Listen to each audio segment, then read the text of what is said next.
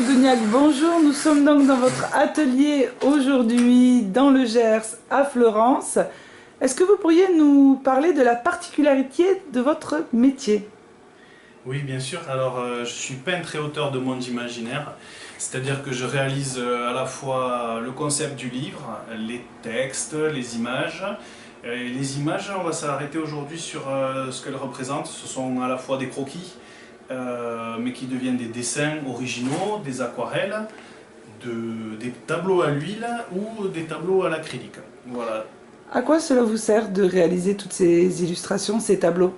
En fait, comme je le disais, c'est un concept de livre, c'est-à-dire que les tableaux se lient entre eux et au fur et à mesure, ça raconte une histoire. Mon but premier, c'est ça, c'est de raconter un personnage dans un décor avec toute une histoire derrière. En général, il y a un personnage principal, une histoire qui est hors du temps, puisque moi je fais des mondes imaginaires avec des créatures, des aventures, et le but c'est vraiment d'arriver à créer un univers qui part du réel pour aller vers l'imaginaire. Vous nous montrez? Oui, bien sûr, regardez. Donc là par exemple j'ai quelques carnets, alors de temps en temps je reviens dessus pour après faire des originaux. Donc ce sont des carnets de petit format parce que quand je me déplace j'aime bien avoir mon carnet sur moi pour y travailler, noter mes idées. Là dernièrement j'avais travaillé sur Songeur de monde et donc ici par exemple on peut voir la recherche d'un personnage dans un décor, on peut voir des recherches de vaisseaux. Là il y avait un personnage Honorine, donc il y avait des cétacés. Ici c'est les recherches sur Ambre qui avait une crête bionique. La fameuse Honorine avec son axone et la baleine, et Archiboldo qui est un autre personnage avec une histoire de Nautilus. Donc là c'est carrément juste des positions de masse avec des recherches de décors. Voilà. Le but du carnet, c'est quoi, Christophe? C'est de noter toutes les idées. Alors, je ne cherche pas forcément la beauté de l'image, mais je cherche un concept avant tout. Ça permet aussi de revenir sur des idées que j'ai oubliées dans le temps, puisque en fait je travaille sur plusieurs livres à la fois et il m'arrive des fois même de faire des simples recherches de vignettes comme ceci, et quand je dis vignette c'est vraiment un timbre-poste pas plus grand qu'une main. Ça permet de balancer pas mal d'idées rapidement au crayon de couleur ou au crayon à papier pour arriver après à des recherches couleurs plus poussées avec de la documentation. On a par exemple ici même un original qui a été dans mon premier livre Cernunnos. Donc j'ai des bois flottés, des pierres, des choses comme ça. Je vais vous montrer carrément, on va se mettre en forme. Donc vous voyez ici, j'ai par exemple des bois, des pierres ici, voilà. Je ramasse des trucs dans la nature qui m'inspirent, des créatures, ou alors je fais aussi des photos, mais c'était une partie que je faisais dans mes premiers romans graphiques, et la photo de plus en plus je m'en éloigne, je préfère travailler réellement avec des choses que je peux palper, que je peux tourner, pour chercher une forme intéressante. Vous voyez par exemple ici, on peut avoir une tête de dragon, on peut imaginer, regardez, si je mets un fond comme ça ici, on a un œil là, une crête, et après il suffirait par exemple de le dessiner. Donc le peintre, il doit aussi beaucoup observer du coup la nature, il doit aussi beaucoup observer son environnement, il doit donc prendre des notes. Oui. Et les idées, elles vous viennent comment? Bien, en fait, en cherchant, tout simplement en cherchant des formes. Là, on peut voir une tête d'élan, ici une tête d'éléphant. Là, regardez ici, par exemple, si je le tourne, je peux voir un crâne. Ça veut dire qu'en fait, j'ai déjà une notion d'anatomie, une connaissance des formes, soit humaines, soit animales. Donc, j'étudie régulièrement l'hybridation, c'est-à-dire que je peux mélanger le corps d'un rhinocéros avec le corps d'un gorille par exemple. Et ici on peut imaginer une tête, on ne sait pas encore de quoi, mais ça peut être un début, on peut commencer. Donc il y a un axe de symétrie. Allez, nous démarrons avec vous, donc vous nous expliquez, on va prendre un petit cours de dessin. Je vais prendre la ligne ici, on est d'accord que c'est un triangle, une forme générale au départ. Le piège en fait, quand on dessine et quand on peint, même à un niveau professionnel, c'est d'aller dans les détails. Et donc les détails, c'est vraiment à la fin. Donc c'est pas la peine de démarrer sur quelque chose même. Vous voyez, là j'allais faire une bêtise, j'allais faire quelque chose de grand. Vous voyez, si on voit la taille d'un avant-bras, je pars directement presque sur un original là, alors que normalement dans mon coin de page ou dans mon carnet, imaginons que je sois dans la nature et que je puisse pas ramener ce bois flotté, je vais aller commencer à chercher en gribouillant comme ça la forme de base avec l'orbite. On sait qu'on va avoir l'orbite ici, là où vont se loger les yeux. Ici on va avoir une sorte de museau. Là on pourra faire partir peut-être des cornes. Donc on est sur quelque chose de peut-être soit agressif ou pas, mais c'est pas parce qu'on met des cornes que c'est agressif, hein. On peut rester aussi sur un animal imaginaire peut-être gentil qui va aider le personnage à traverser la forêt. Voilà. Donc une fois que j'ai posé mon croquis, je peux très vite peut-être commencer à imaginer un buste, un corps, quelque chose. Et si j'ouvre la composition, je peux même, après plus tard, se dire, tiens, je pose un squelette et je vais faire un personnage donc anthropomorphique, c'est-à-dire un corps plus ou moins humain, avec donc un buste, un bassin, des jambes, ici, avec donc toujours une notion d'anatomie, hein, avec un rapport, le nombre de têtes qui rentrent dans le corps. Si je le fais avec 8 têtes, par exemple, qui rentrent dans le corps, ça va faire plutôt un personnage adulte, humain. Si je descends plutôt comme ça, je vais plutôt partir sur quelqu'un de type nain ou alors de type, vous voyez, comme dans Bilbo le Hobbit ou dans des personnages étranges qui seraient très très petits et qui pourraient être même invisibles dans la forêt. Donc, en quelques secondes, quelques minutes, on est parti de ça. Ouais. Et vous avez donc réalisé, déjà imaginé un personnage. Donc du coup, on va voir l'effet en plus grand ou vous partez sur autre chose? Non, on peut aussi, le principe de la miniature, c'est, voilà, je vous avais dit au début de cette vidéo que je peux faire un dragon par exemple. Donc je peux chercher des excroissances ici, mais avant tout, pareil, je refais ma miniature pour positionner où je place l'œil, l'orbite de l'œil. Donc on voit que c'est à peu près au milieu. Donc je me sers de mon crayon pour mesurer, par exemple, ici, ici. Donc on voit qu'il y a une grande distance ici, une grande distance, et là très courte. Donc ça me permet... Vous vous servez de votre crayon. Oui. Montrez-nous. Comme ça, par exemple. D'accord. Voilà, ça permet de prendre des mesures assez rapides. D'avoir la proportion. La proportion, tout à fait. Après, je peux me lâcher et commencer déjà à avoir une envie, c'est-à-dire une grande corne ici, ou de grands bois qui partent, type cerf. Ici, ou même à l'inverse, pardon, ici un bec, type oiseau, hein, on peut vraiment avoir ici une notion de crâne qui démarre avec une attache ici de colonne vertébrale. Alors ce qui est important à ce niveau, c'est de commencer à vraiment injecter toutes les connaissances anatomiques dans le concept, c'est-à-dire que si j'accroche mon crâne ici sur une ligne, on peut donc imaginer que c'est la colonne vertébrale de la créature. Et là, on peut donc structurer par des formes simples. Le buste, on accroche un bras ici. Donc pareil, on se dit, est-ce que c'est un bras humain ou est-ce que c'est un bras animal? Donc à partir de là, ce qui est important, c'est de se documenter.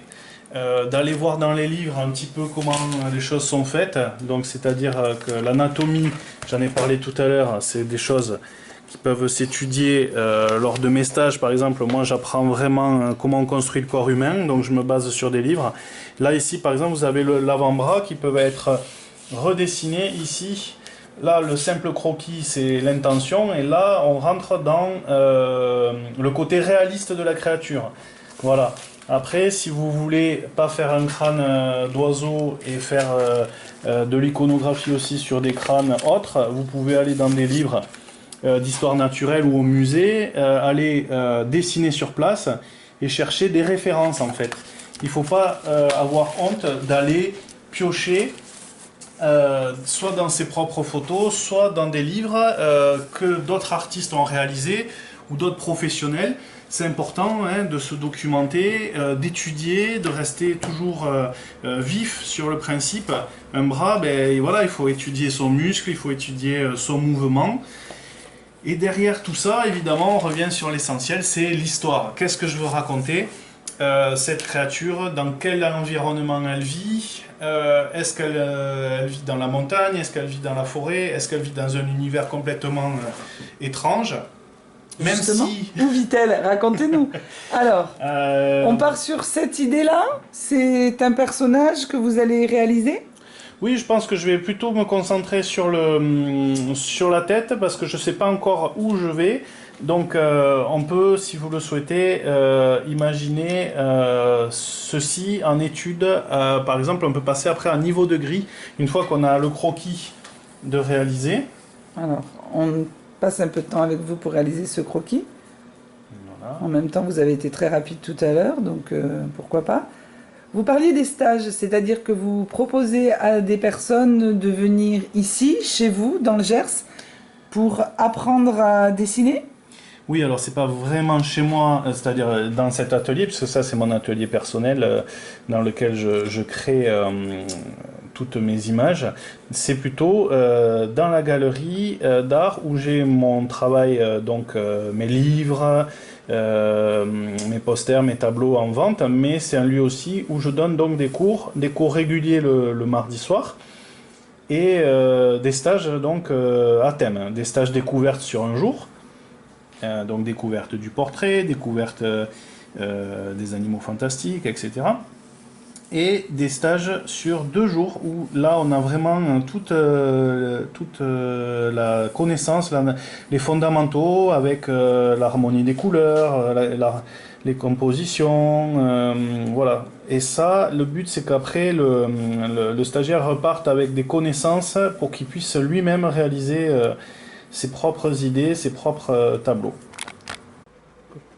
Nous avons donc changé de poste puisque Christophe, vous nous proposez maintenant de terminer ce dessin avec une aquarelle. Donc il faut avoir plusieurs techniques, il faut avoir plusieurs postes. Qu'est-ce que c'est que ce chose? Donc c'est de la pâte à modeler? Non, c'est une gomme mie de pain. En fait, ça permet d'enlever le gras du dessin avant de l'aquareller.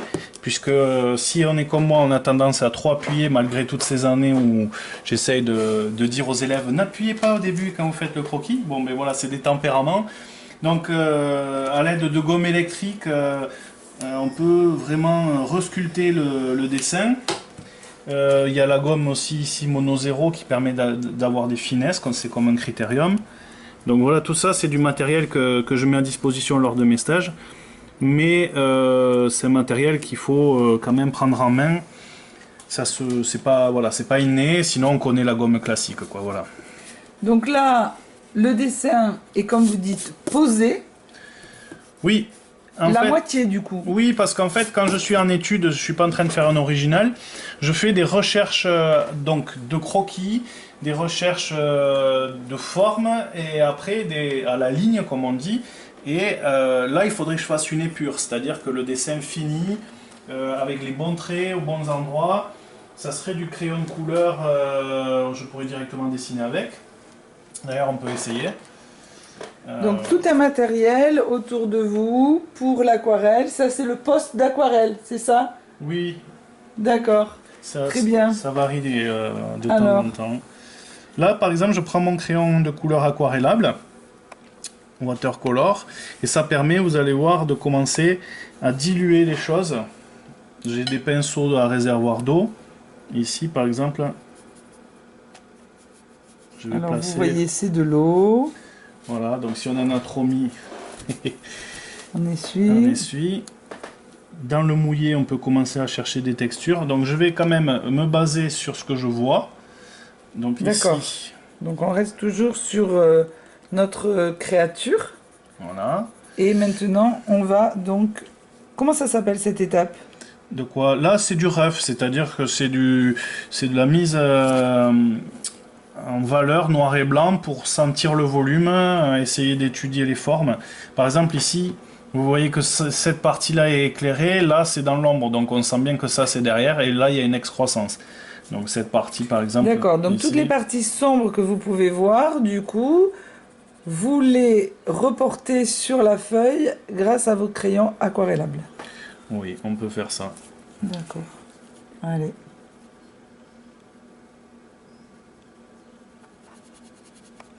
L'idée c'est de jouer avec les différentes valeurs de gris pour modeler le relief de la créature.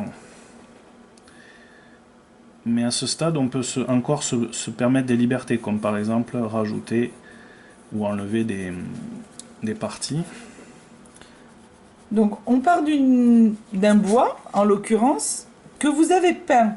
Est-ce que c'est un choix? Est-ce que c'est nécessaire? Non, pas du tout, c'est pas nécessaire, mais si par exemple je prenais ce caillou, j'aurais des informations de couleur, et ça va être beaucoup plus difficile de créer quelque chose à partir d'un objet coloré que d'un objet déjà en noir et blanc. Parce D'accord. que en fait là on a déjà les parties claires, selon la lumière ici, vous voyez, ça change tout. Vous voyez, si je pousse mon contraste ici, d'ailleurs c'est ce que j'aurais pu faire, mais j'ai déjà le creux par exemple qui va surgir. Donc là, ici, par exemple, je vais donner plus d'intention là. Par contre, si je prends un bois, par exemple, que je vais patiner ou colorer, là, je suis vraiment après dans une étude poussée. C'est-à-dire que ce personnage, on peut très bien imaginer qu'il ait été peint en hyperréalisme comme ça. Et là, après, je vais faire une étude réelle de ce que je vois.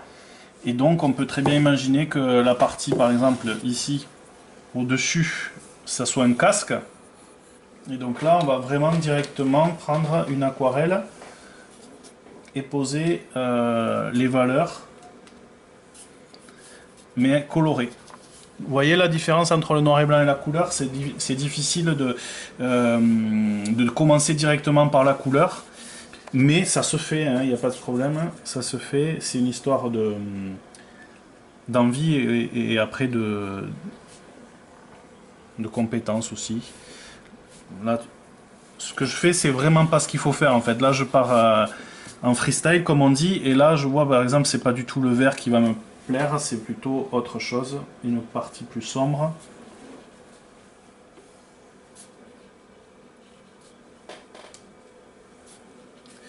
Voilà. Donc, avant de faire ça, on fait une petite étude de couleur. C'est-à-dire que le noir et blanc est fini, on est d'accord avec les ombres et les lumières, et après, sur le même principe que les croquis, on va faire une pochade ou une miniature en couleur. On va réfléchir au décor et à la silhouette dans le décor. C'est parfait. Du coup, on vous laisse continuer un petit peu cette aquarelle. On est impatient de voir les choses évoluer et surtout de voir votre créature se créer. Merci. Donc nous sommes passés à la couleur sur l'aquarelle.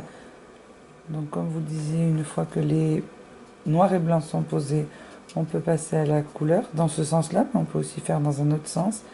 Donc la créature est en train gentiment de prendre vie sous vos yeux.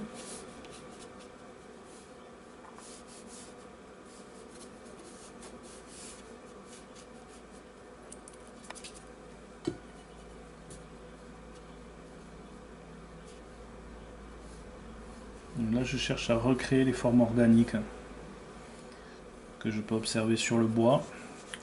Et j'interprète les valeurs noir et blanc en couleur directement. Vu que dans la vidéo on est limité par le temps, il faut compter normalement des temps de séchage et des parties qu'on peut réserver aussi en blanc, etc. En fait, l'aquarelle, on n'a vraiment pas droit à l'erreur, quoi. C'est un média qui est très intéressant parce qu'on peut arriver à du réalisme, mais faut pas trop se tromper, quoi. Faut laisser les blancs là où il y a des blancs, c'est-à-dire là où il y a la lumière. C'est un parti pris. Voilà. Est-ce qu'on peut démarrer un premier stage, par exemple, avec de l'aquarelle? Est-ce que Une question aussi importante, est-ce que dans vos illustrations, dans vos livres que vous créez, est-ce que c'est l'aquarelle qui prime ou est-ce que c'est d'autres techniques? Très bonne question. Alors, les premiers romans graphiques et livres mondes ont été réalisés avec des dessins en noir et blanc et des peintures à l'huile principalement, ou des acryliques, plus rares. Et là, je tends vers l'aquarelle pour des raisons, on va dire, narratives. C'est-à-dire que le personnage principal, par exemple, de mon prochain livre monde, est lui-même un artiste aquarelliste. Donc, du coup, son carnet, son grimoire, qui tient avec lui, et va être dans le livre. C'est-à-dire qu'on verra ses propres dessins. Donc là, par exemple, je vais être directement sur de l'aquarelle, comme si lui-même avait rencontré les créatures. Donc c'est souvent l'intention aussi qui va donner, enfin le concept du livre qui va donner le style. Comme dans Songeur de monde, par exemple, il y a des travaux qui ont été réalisés directement en tablette graphique à l'aide d'un logiciel de traitement d'images. Et les images sont plutôt futuristes puisque c'est un livre de science-fiction. Voilà, donc... C'est une technique particulière, ça porte un nom particulier de partir d'une pierre, d'un morceau de bois pour réaliser une créature? Oui, en fait, vous vous souvenez quand on était petit, on regardait les nuages, on voyait des formes ou dans des bois, etc. Ben ça s'appelle la pareidolie. Ça veut dire, donc c'est l'envie, l'art et la manière de découvrir dans des formes de la nature ou dans des taches d'encre un visage ou un animal. La pareidolie. Ouais, Vous êtes donc chasseur d'images, pareidologue, peintre, auteur de monde imaginaire. Oui, la carte de visite est un peu courte, mais c'est pas grave. Donc, on est avec vous toujours dans votre atelier à Florence, dans le Gers. Sous nos yeux est en train de prendre vie une créature en partant de ce morceau de bois que vous avez vous-même ramassé dans la nature, peint pour mettre en place les valeurs, si je ne me trompe pas. Et donc, cette illustration va donc, je vais me mettre devant pour qu'on puisse voir la même chose, va donc petit à petit prendre vie sous nos yeux. Et ensuite, on aura la symétrie pour reconnaître la créature comme vous l'aviez proposé sur le croquis qui est ici. Oui, alors là, il y a une partie qui peut être faite en digital, c'est-à-dire que je peux très bien prendre cette aquarelle et la pivoter en symétrie et retravailler dans le logiciel de traitement d'image, mais comme je le disais, c'est vraiment de moins en moins mon envie. Je préfère le faire directement en symétrie à la main, quoi. Voilà.